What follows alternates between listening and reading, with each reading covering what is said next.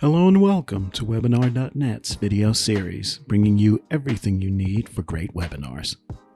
Today we'll show you how to present your first webinar.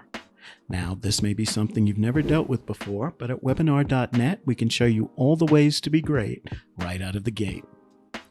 First things first, it's important to get your environment ready. Try to be somewhere quiet with very few distractions, sound or otherwise, so you can focus all your attention on the webinar that you will be presenting.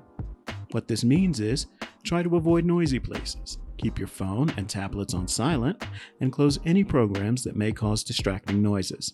If you can, use the Do Not Disturb feature that many real-time communication apps, and maybe even your computer, provides. Once you've neutralized all those distractions, have a look at your browser. Is it one of the ones we recommend, i.e. Firefox or Chrome? If not, see about downloading those recommended browsers. It'll make the process much easier. It's important to mention that things such as VPN, company networks, and firewalls are to be avoided at all costs. VPN and firewalls are designed to restrict data transfers, and unfortunately, they can prevent you from sharing your camera or microphone with us.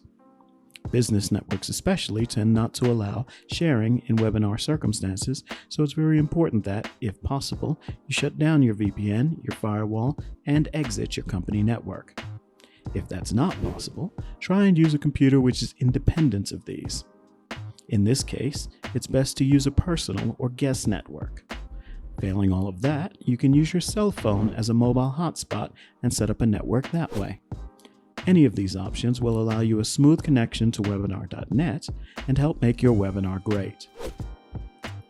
In those instances in which it is possible to get help from your company's IT department, we have a preferred firewall configuration that can also be used to resolve some issues. There's a support article on our help pages that can provide you with the information needed to configure the network and allow the connection without disabling the firewall. If your IT team is unavailable, try using incognito mode in your browser. In some cases, firewall connections work when your browser is in incognito mode, so give that a try. This should, however, be considered a last resort. Please try our other suggestions first, as they have a higher chance of success. Looking again at browsers, in some cases, your browser does not have the requisite permissions to use the microphone or camera. This can especially be an issue if you just installed it. Just follow the example to check your permissions and to activate whatever is necessary to get those permissions active.